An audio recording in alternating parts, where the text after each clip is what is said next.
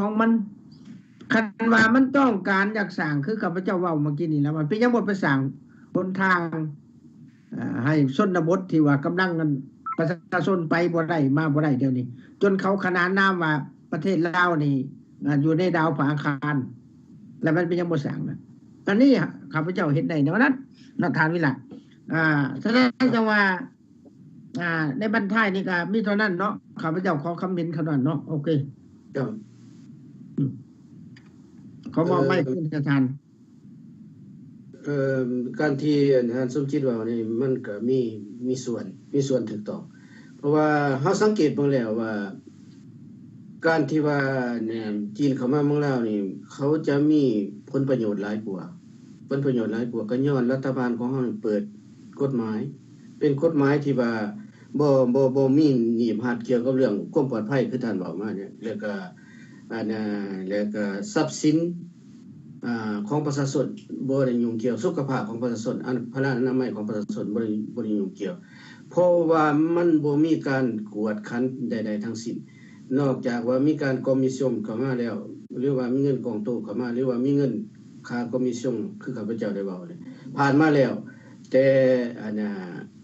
การลงทุนแบบมหาศาลนี่แปลว่าต้องได้ใช้เงินคันใช้เงินบ่อนใดมีซื้อจ้างจอบ่ไว้ได้ก็เป็นการส่อราชบังหลวงก็เฮ็ดให้สิ่งนั้นผ่านพ้นไปได้โดยดีสำหรับประเทศที่ด้อยพัฒนาแหละแม่นแต่ว่าสำหรับอินเดียแล้วเขาก็เป็นประเทศที่มหาอำนาจคือกันที่7เขาก็มีความเจริญรุ่งเรืองเขาก็เฮ็ดได้ทุกสิ่งทุกอย่างเขาก็อยากเผยแพร่สินค้าของเขาออกไปเนี่ยสู่ทวีปเอเชียคือกันจังซั่นจะว่าเขาบ่ยอมมันง่ายๆสำหรับประเทศจีนเฮ็ดให้จีนนี่ตกเสนอแล้วก็เฮ็ดทางอ้อมไปใส่ปากีสถานเพื่อว่าปากีสถานเพื่อว่าเฮ็ดให้ปากีสถานนี่มีเฮ็ดให้อินเดียแฮงมีความนั้นขึ้นเพิ่นเอิ้นเฮ็ดความกดดันขึ้นเฮ็ดให้อินเดียอยากมีความกดดันแล้วก็ไปซื้อย่นกับสหรัฐอเมริกาแม่นจีนความผิดของจีนที่ว่าอยากสร้างปัญหาให้สงครามนี่เกิดขึ้นข้าพเจ้าคืออยากให้มีแพร่พายอำนาจไปทางเศรษฐกิจและอำนาจของระบอบของตัวเองอีกไปเพื่อว่าจะส่งคนออกจากนอกประเทศของตัวเองเพื่อว่าไปอยู่ประเทศอื่นเพราะว่าประเทศจีนเป็นประเทศที่พลเมืองหลายที่สุดอยู่ในโลกนี้ทุกคนก็ฮู้แล้วแต่ว่าอินเดียเขาก็มีพลเมืองคือกันจังซั่นแหละจังว่าเขาบ่ยอมง่ายจังมีการขัดแย้งกันในด้านนี้แต่ว่าถ้าเฮามาเปรียบเบิ่งแล้วกับเขมรกับประเทศลาวนี่เฮาก็เป็นไปรูปนึงอีกเนาะคือเฮาได้เว้าอันเนี้ยแปลว่าเขมรกับประเทศลาวนี่มันบ่เคยมีเรื่องบาดหมางกันมาแต่ข้าวบรรพบุรุษเฮาพู้นแล้วแต่ว่าในสมัยนี้มีเกิดขึ้นก็ย้อนผู้นำทั้งสองฝ่ายนี้เกิดความโลภมากโลภะอยากไฟสูงว่าซั่นอยากสร้างอยากนั้นขยายดินแดนของตัวอยากนั้นขึ้นไปแล้วก็ฝ่ายนึงบ่ยอมก็ไปบุกฝ่ายนึงเข้าไปเฮ็ดถนนหนทางเข้าไปก็แม่นคือสมเด็จฮุนเซนนี่แหละก็หลายครั้งหลายคราแล้วที่ว่าเขาถูกประณามว่าเป็นเผด็จการเนาะคันสิเว้าเนาะคันสิเว้าแล้วนี่ในโอกาสหน้าข้าพเจ้าเรื่องท่านสมเด็จฮุนเซนนี่ออกมาเว้าเพราะว่ามันเกี่ยวข้องกับประเทศลาวแบบใดแล้วข้าพเจ้าอยากให้ท่านสมจิตก็เวลาของเฮาก็มาในวันนี้ก็พอดีแล้วเนาะขอให้ท่านสมจิตนี่สรุปน้อยนึงแล้วข้าพเจ้าจะความสรุปนำหลังฐานขอขอบใจเขาก็แก้น้ำทานเวลามิ่งเมืองเนาะก็เวลาเขายังเหลือน้อยประมาณ 3-5 นาทีเนาะข้าพเจ้าในบรรทัดนี้ข้าพเจ้าก็อยากสรุปจังซี่แหละว่าอยากเรียกให้ญาติพี่น้องคนลาวทุกกันชนชาติชนเผ่านี่มาสนทนานำกันเนาะทุกปัญหาเกี่ยวแก่กับชาติลาวเฮานี้ว่าเดี๋ยวนี้พวกเขา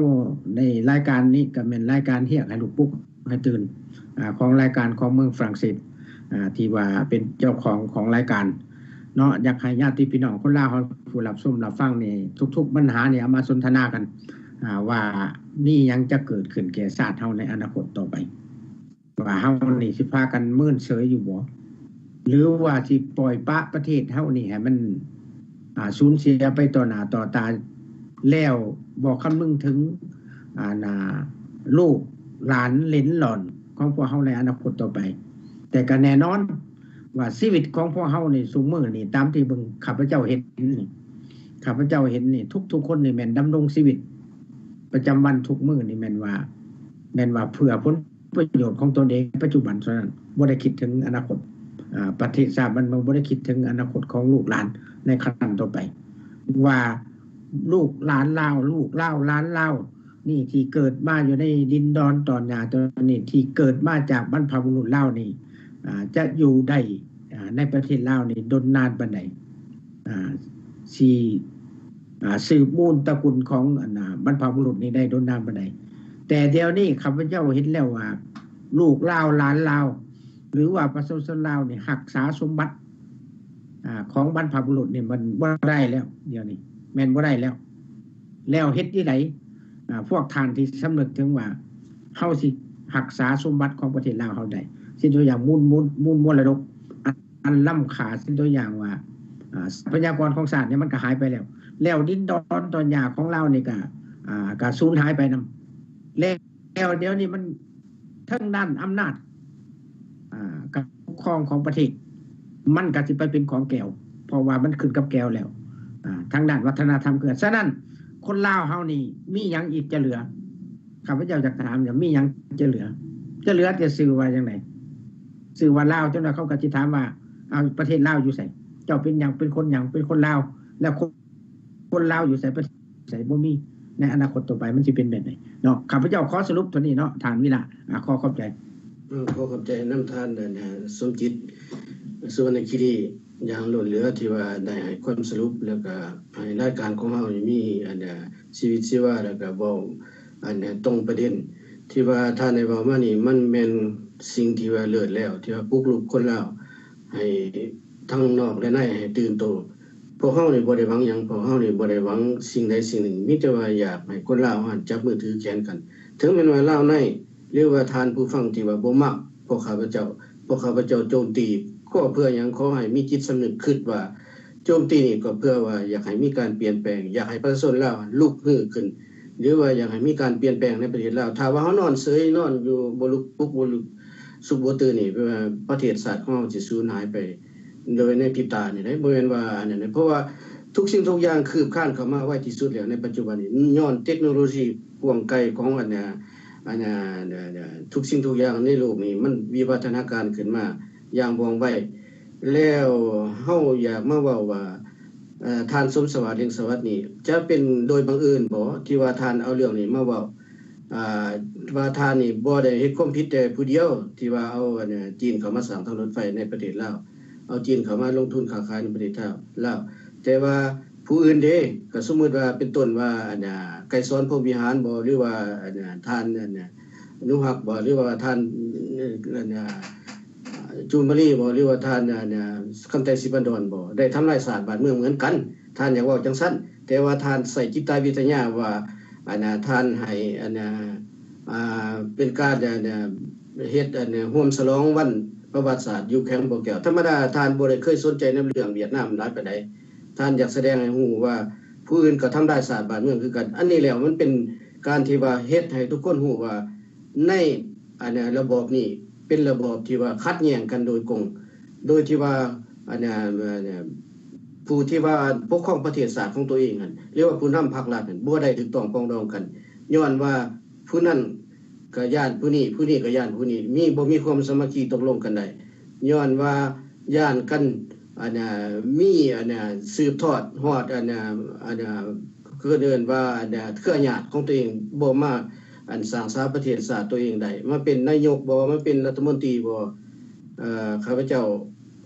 ว่ามาฮอดบ่นี้ข้าพเจ้าบ่ได้มีความบาดหมางหรือว่าโกรธแค้นให้ชนชาวลาวแต่ว่าข้าพเจ้าอยากมาช่วยเหลือหรือว่าอยากให้ประชาชนลาวนี่รู้สึก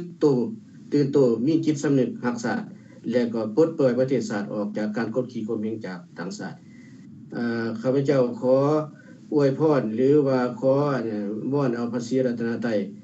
แก้วสามประการคือคุณพระพุทธพระธรรมพระสงฆ์จงได้มาปกคุมครอบครัวหรือว่าเพื่อนฝูงหรือว่ามิตรสหายที่ได้รับฟังมาฟังรายการนี้แล้วก็ขอขอบใจนั้นท่านสนจิตและท่านจันทจรอีกครั้งหนึ่งข ขอขอบใจสุขสวัสดีจนเกิดมีแก่ทุกท่านขอลาไปก่อนขอขอบใจ